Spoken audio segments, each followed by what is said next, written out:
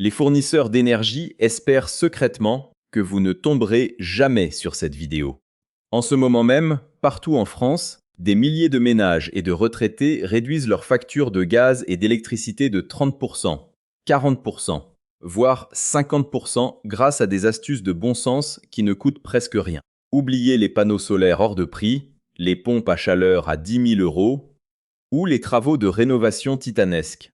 Nous parlons ici de techniques éprouvées, transmises de génération en génération, nées à l'époque des hivers rudes, du chauffage au charbon et des budgets serrés où chaque sou comptait. Certaines de ces méthodes sont si redoutablement efficaces qu'elles ont parfois été interdites par des syndics de copropriété, sous prétexte qu'elles altéraient l'esthétique des façades. D'autres utilisent des matériaux du quotidien coûtant moins de 3 €, mais offrant des performances thermiques comparables à des isolants professionnels bien plus onéreux. Depuis des décennies, les campagnes publicitaires nous conditionnent à pousser le thermostat et à payer sans réfléchir, alors que nos grands-parents possédaient déjà toutes les clés pour maintenir une maison chaleureuse sans se ruiner. Dans cet épisode, nous allons décoder la science cachée derrière ces secrets de grand-mère, appliqués à la gestion de la maison et de la cuisine. Vous allez découvrir comment de simples habitudes culinaires et domestiques oubliées permettent de diviser par 2 votre consommation énergétique. À la fin de cette vidéo, vous saurez exactement comment transformer votre cuisine en bouclier thermique et optimiser chaque calorie produite chez vous. Installez-vous confortablement, activez la cloche de notification et préparez-vous à bousculer vos habitudes. Car ce que vous allez apprendre aujourd'hui va radicalement changer l'approche de votre prochaine facture. Pour comprendre l'ingéniosité de ces pratiques, il faut plonger dans l'histoire de l'habitat et de la cuisine française des décennies passées. Avant la démocratisation du chauffage central dans les années 1970 et l'avènement du tout électrique, la gestion de la chaleur était une compétence domestique essentielle. On peut classifier ces méthodes traditionnelles en 2 grandes catégories: l'isolation passive d'appoint et l'optimisation thermique culinaire. L'isolation passive regroupe toutes les barrières physiques éphémères créées pour pallier les défauts des logements de l'époque, souvent caractérisés par des fenêtres en simple vitrage et des murs en pierre sans doublage. La seconde catégorie concerne la culture anti-gaspillage de la cuisine de nos grands-mères. À l'époque, allumer le four ou la cuisinière à bois représentait un coût de carburant et un effort considérable. La cuisine n'était pas seulement le lieu où l'on préparait les repas, elle était le cœur thermique de la maison. Les types de cuisson étaient classés selon leur rendement. Les mijotés de longue durée se faisaient uniquement en combinant plusieurs fonctions, et la cuisson discontinue était la norme. La grande différence avec notre époque moderne réside dans la gestion des flux. Aujourd'hui, nous chauffons des volumes vides et des pièces inutilisées à des températures constantes. Autrefois, le principe fondamental était le ciblage. On chauffait les corps et les pièces de vie directes, jamais les courants d'air. Cette approche historique repose sur des lois physiques, simples comme la thermodynamique et l'inertie, que nos aînés appliquaient de manière purement empirique, sans avoir besoin d'applications connectées ni de capteurs intelligents. Analysons en détail ces exemples clés qui font la différence. Prenons l'habitude de fermer les rideaux dès la tombée de la nuit, et non au moment de se coucher. En France, des millions de logements conservent des fenêtres anciennes ou des ponts thermiques majeurs. Un rideau épais en velours ou doublé, tiré dès que le soleil décline, crée une poche d'air immobile entre le tissu et la vitre. En physique, cet air immobile est le meilleur des isolants naturels, réduisant instantanément la fuite des calories vers l'extérieur. Côté cuisine, la gestion du four par nos grands-mères était un chef-d'œuvre d'efficacité. On n'allumait jamais le four pour un seul plat. Si un rôti ou un gratin de pommes de terre était enfourné, chaque centimètre carré de la grille était rentabilisé. On y glissait simultanément des pommes au four pour le dessert ou un faitout de légumes pour le lendemain. De plus, l'utilisation de la chaleur résiduelle était systématique. Une fois le four éteint, sa structure reste chaude pendant plus de 20 minutes. Cette énergie gratuite servait à faire lever la pâte à pain ou à terminer la cuisson douce d'une compote. Un autre objet emblématique est la marmite norvégienne ou la boîte à foin. Une technique de cuisson passive, ou le plat. Après quelques minutes d'ébullition sur le feu, est placé dans un caisson super isolé pour finir de cuire lentement grâce à sa propre chaleur accumulée. Le contraste avec nos usages actuels est saisissant. Nous allumons fréquemment un four de grande capacité pour réchauffer une simple part de pizza surgelée, gaspillant la majeure partie de l'énergie, en phase de préchauffage inutile. Vous pouvez parfaitement reproduire ces économies chez vous, sans investir dans de lourds travaux. Voici comment appliquer concrètement ce bloc pratique et éviter les erreurs fréquentes. Commençons par les fenêtres. Appliquez du film étirable transparent ou du film à bulles d'emballage sur vos vitrages exposés au nord. En vaporisant simplement un peu d'eau sur la vitre, le plastique adhère par tension superficielle et crée une double barrière thermique pour moins de 3 €, imitant le principe du double vitrage. L'erreur classique est de laisser les meubles massifs, comme les canapés, collés contre les radiateurs. Le tissu absorbe la chaleur au lieu de la laisser circuler dans la pièce. Éloignez-les de 10 cm pour libérer le flux d'air chaud. Pour vos radiateurs situés sur des murs extérieurs non isolés, glissez une feuille de papier d'aluminium ménager, face brillante vers l'intérieur, fixée sur un carton rigide juste derrière l'appareil. Cela renvoie le rayonnement infrarouge vers la pièce au lieu de chauffer le mur en briques ou en béton. En cuisine, redécouvrez l'utilisation de l'autocuiseur ou de la cocotte minute. Un ragoût qui demande 2 heures de mijotage sur une plaque classique cuit en 30 minutes sous haute pression, réduisant votre consommation d'énergie de près de 70% sur ce repas. Évitez aussi l'erreur de remplir la bouilloire à ras-bord pour une seule tasse de thé. Mesurez votre eau directement avec votre tasse avant de la verser.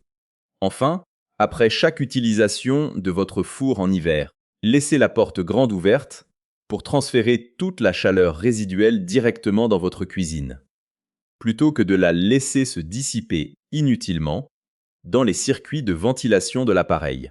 En résumé, la chasse au gaspillage énergétique ne demande pas de technologie complexe, mais un retour au geste logique qui privilégie la conservation de la chaleur plutôt que sa surproduction permanente. Pour vous lancer dès ce soir, voici votre checklist compacte et immédiate. Tirez tous vos rideaux dès le crépuscule pour piéger l'air chaud. Dégagez l'espace devant vos radiateurs pour optimiser la convection. Installez un boudin de porte ou une couverture roulée au bas de votre porte d'entrée pour stopper les courants d'air froid.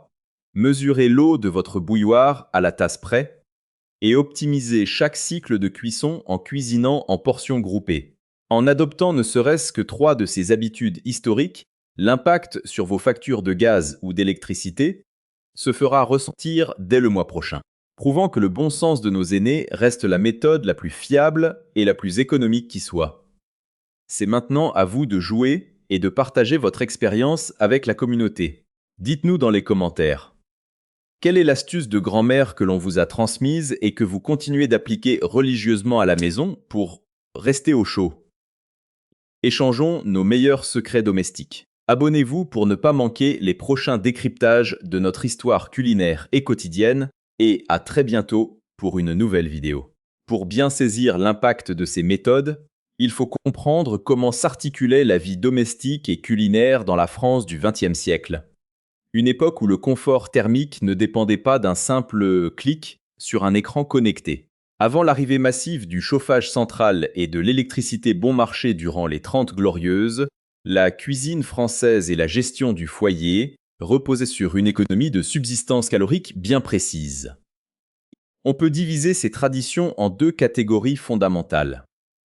La centralisation thermique de la pièce à vivre et l'exploitation maximale des sources de cuisson.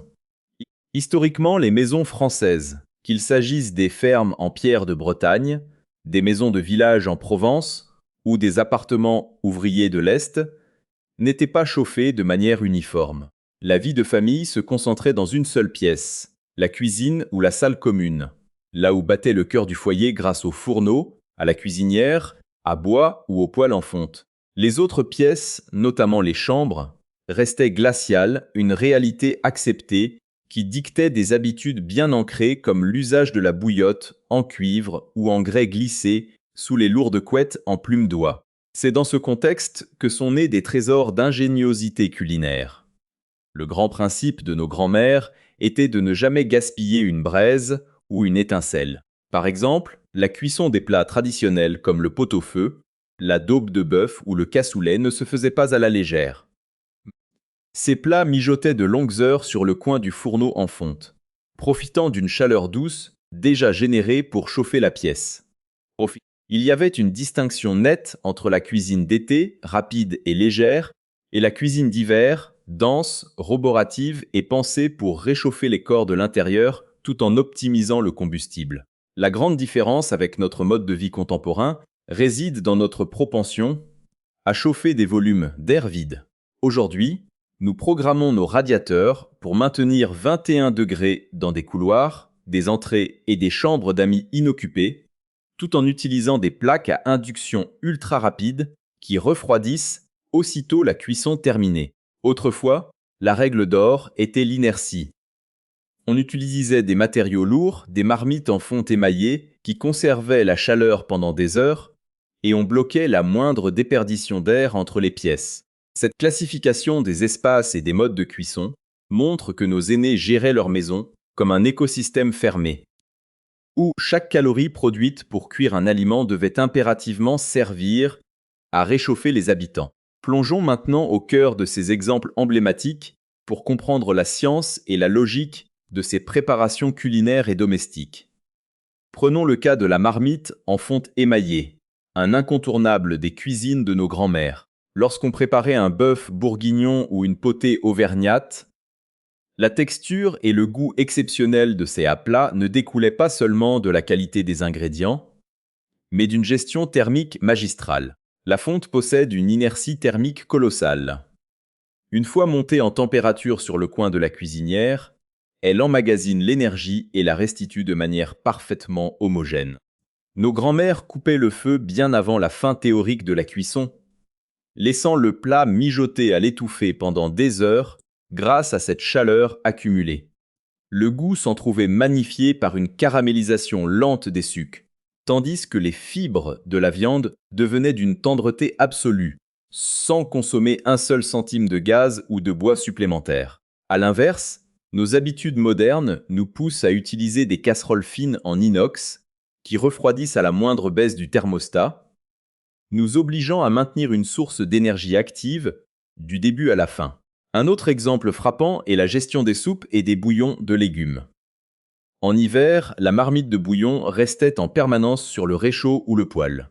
On y ajoutait les restes de légumes au fil des jours, créant un plat continu qui se réchauffait en même temps que la pièce de vie. Le mode de service était tout aussi stratégique. Les plats étaient apportés sur la table dans des soupières en faïence épaisses dotées de couvercles lourds, spécifiquement conçus pour bloquer l'évaporation et conserver les aliments brûlants tout au long du repas.